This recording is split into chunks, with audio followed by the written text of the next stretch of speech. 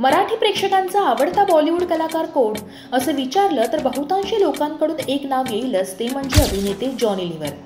या अवलियानं अनेक दशकं प्रेक्षकांना भरभरून हसवलं. जानी जब से बोलती जा रही है सुन रहे हो, इसका मतलब बोलते जाने का क्या? हाँ मुनिस्का लियोस की गरमी का रस्ता छोड़, ठंडी हवा ने चल.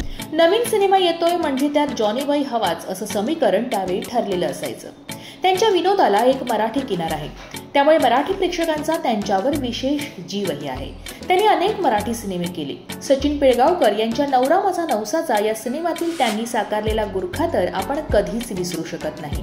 फैमिली हो गई बात करता है. अब ये फैमिली देखो, मैम सब सुंदर सुंदर है, साहब भी खूबसूरत है, दोनों आसपास है, बातें खास खास है. क्या बोलता है? हम रे बोलता है क्या? जॉनी लिव्हर हे नाव आज सर्वदूर ओळखलं जात असलं तरी त्यांच्यासाठी हा प्रवास सोपा नव्हता.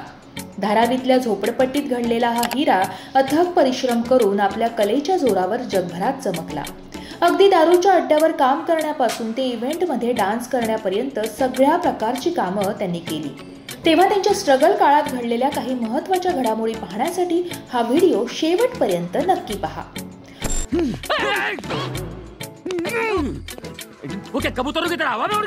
बॉलिवूड मधले अनेक कलाकार मुंबईच्या चाळीत वाढले, त्यापैकीचे एक म्हणजे जॉनी लिव्हर. आज यशाच्या शिखरावर असतानाही ते आपल्या जुन्या स्ट्रगल विषयी भरभरून बोलतात.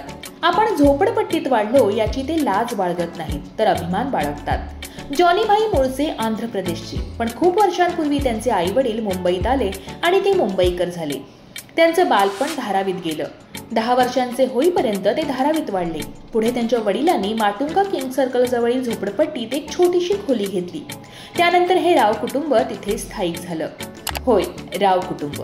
जॉनी लिव्हर यांचं खरं नाव जॉन प्रकाश राव जानुमाला. आता हे लिव्हर आडनाव कुठून आलं तर त्याचाही एक किस्साच आहे. त्यांचे वडील हिंदुस्तान लिव्हर या कंपनीत कामाला होते. वयाच्या 18व्या वर्षी जॉनी यांनीही याच कंपनीत नोकरी करण्याचा निर्णय घेतला. पण अंगातला कलाकार काही स्वस्त बसू देत नव्हता. त्यामुळे काम करत असतानाही मिमिक्री, कॉमेडी, डान्स हे सुरूच होतं. वेगवेगळ्या कार्यक्रमातून ते आपली कला सादर करत असत. त्यातून त्यांना लोकांचं प्रेम मिळालं आणि लोकांनीच लिव्हर कंपनीत काम करणाऱ्या जॉनचा जॉनी लिव्हर केला. हेच नाव पुढे त्यांची ओळख झाली. मुंह की खिड़की बंद कर, नहीं तो तेरे को करंट में हाउसफुल दे डालता हूं. जानता मैं कौन हूं? त्यांचं चाळीतलं जीवनही प्रचंड खडतर होतं. पत्र्याचं घर, फुटकं छप्पर, पावसाळ्यात घरभर पाणी, अशी सगळी अवस्था असायची. पाऊस वाढला तर घरातलं सामान घेऊन खाटेवर बसावं लागायचं. एकीकडे घरात शिरलेलं पाणी बादलीनं बाहेर काढावं लागायचं, तर दुसरीकडे छतावरून गळणारं पाणी अडवण्यासाठी भांडी लावून बसावं लागायचं. पण त्यांनी कधी तक्रार केली नाही. आहे त्या परिस्थितीमध्ये आनंद शोधत जगले. आजही जुने दिवस आठवताना ते दिवस किती वाईट होते असं ते कधीही म्हणत नाही. उलट ते दिवस खूप छान होते असं ते आवर्जून सांगतात. एका मुलाखतीत ते म्हणाले होते की आमची चाळ, आमची झोपडपट्टी हा एक प्रकारचा छोटा भारतच होता. सर्व जाती धर्माचे लोक तिथं राहायचे. सगळे एकमेकांमध्ये मिळून मिसळून असायचे, एकमेकांसाठी उभे राहायचे. माझ्यातली कला मला इथंच सापडली.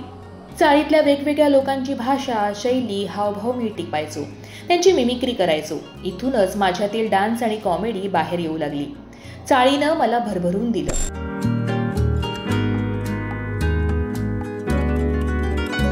जॉनी बाईंकडे शाळेची फी भरायला पैसे नसल्यामुळे 7वी नंतर त्यांनी शाळा सोडली. त्यावेळी पोटासाठी पैसे गरजेचे असल्यानं पडेल ते काम केलं. कोणतीही लाज बाळगली नाही. कधी दारू अड्ड्यावरही काम केलं तर कधी रस्त्यावर उभं राहून पेन विकले. ज्या पैशांच्या अभावी त्यांना शाळा सोडावी लागली, पुढे त्याच शाळेत जाऊन त्यांनी गरीब विद्यार्थ्यांच्या शिक्षणाचा खर्च उचलला. त्याचाही एक मजेशीर किस्सा आहे. जॉनी लिव्हर यांची पहिली कॅसेट आली ती तुफान गाजली. त्यावेळी त्यांना शाळेतून फोन आला. प्रमुख पाहुणे म्हणून बोलावण्यात आलं. शाळेत जॉनीजींचा सत्कार झाला. ज्या शाळेत आपल्याला शिकता आलं नाही तिथं आपला सत्कार झाला, ही बाब जॉनी लिव्हर यांना प्रचंड समाधान देऊन गेली. पुढे स्वखर्चानं शाळेसाठी त्यांनी काही शो केले. हे सगळं पाहून शाळेच्या प्राचार्या म्हणाल्या, तुम्ही आमच्यासाठी एवढं केलं, आम्ही तुमच्यासाठी काय करू? त्यावर जॉनी म्हणाले, या शाळेत जे गरीब विद्यार्थी आहेत, जे फी भरू शकत नाही, त्यांची यादी द्या, त्यांची फी मी भरतो. पैसे नसल्यामुळं आपल्याला शिकता आलं नाही ही जाणीव त्यांच्या मनात होती. म्हणून संधी येताच त्यांनी गरजू विद्यार्थ्यांच्या शिक्षणासाठी भरभरून मदत केली. त्यांच्या करिअरविषयी सांगायचं तर चाळीतल्या लोकांची मिमिक्री करता करता ते अभिनेत्यांची पण मिमिक्री करू लागले. जॉनी भाई जे करायचे ते लोकांना आवडायचं, त्यामुळे वयाच्या 17व्या वर्षीच ते स्टेजवर चढले आणि स्टँडअप कॉमेडी करू लागले. पुढे त्यांना अनेक इव्हेंट्समध्ये बोलावलं जायचं, त्यामुळे वयाच्या 18व्या वर्षी स्वीकारलेली नोकरी त्यांना अवघ्या 6 वर्षातच सोडावी लागली. पुढे ऑर्केस्ट्रा, मोठमोठे शो यातून त्यांना चांगलं मानधन मिळू लागलं. त्यावेळी त्यांना एका शोचे 500 ते 1000 रुपये मिळायचे. पण या कलेला घरातूनच विरोध होता. जॉनी भाईच्या वडिलांना त्यांचं हे मिमिक्री करणं, डान्स करणं अजिबात पटायचं नाही. ते म्हणायचे, या नादात तू एक दिवस नोकरी सोडशील आणि रस्त्यावर येशील. त्यांच्या वडिलांचे हे शब्द खरे ठरले. जॉनी लिव्हर यांनी नोकरी सोडली, पण ते रस्त्यावर आले नाहीत, तर तिथूनच त्यांच्या यशाला नवी दिशा मिळाली. या कामातून पुढे बऱ्यापैकी पैसे मिळू लागले. एकदा तर मच्छर अगरबत्तीची जाहिरात जॉनी यांना मिळाली. त्याचं तब्बल 25,000 रुपये मानधन त्यांना मिळालं. त्यावेळी ही रक्कम प्रचंड मोठी होती. आपल्या मुलाला पैसे मिळतायत हे पाहून जॉनी यांच्या वडिलांना समाधान मिळायचं. हळूहळू वडिलांचा विरोध मावळला आणि विश्वास वाढला. त्यांच्या पहिल्या सिनेमाचाही एक किस्साच आहे. जॉनी यांना 1980 मध्ये पहिला चित्रपट मिळाला. या सिनेमाचं शूटिंग चेन्नईला होतं.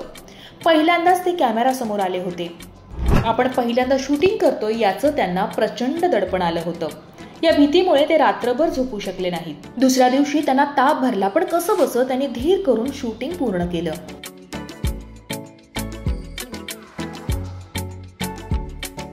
जॉनी भाई म्हणतात, माझ्या आयुष्यात अनेक दुःखाचे प्रसंग आले. माझी बहीण गेली, मुलाचा आजारपण बराच काळ सुरू होतं. कौटुंबिक अडचणी आल्या, आर्थिक गोष्टी वरखाली होत होत्या. मला दारूचं व्यसन लागलं. मी रात्रभर दारू प्यायचो. पण या सगळ्यातून मी बाहेर पडलो. परमेश्वराच्या आशीर्वादानं मी सगळ्या संकटांवर मात केली. गेली 24 वर्ष मी दारूच्या थेंबालाही स्पर्श केला नाही.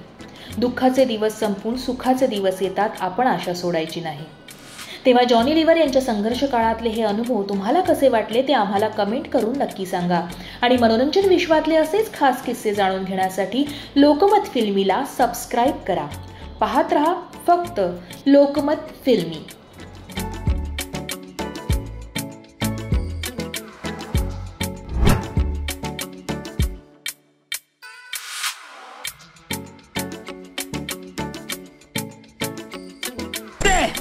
मिरर में देख के बाथरूम करता है क्या तू? ये एड़ा मत बनाना मेरे को, बोल दो तेरे को. चल साउंड पैक कर, फ्लैट पे जाना है मालूम है ना.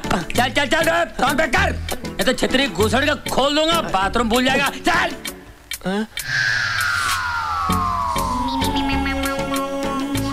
ये परफ्यूम की खुशबू की स्मेल किधर से आ रही है?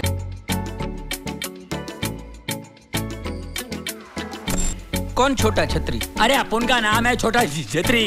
तो उसका क्या? अरे अभी तूने बोला ना ताड़पत्री. मैं क्यों अभी ताड़पत्री बोला? अरे तूने सोचा होगा कि अपन का नाम होगा. क्या तेरा नाम होगा? ताड़पत्री. लेकिन तो अभी बोला ना तेरा नाम छोटा छतरी है.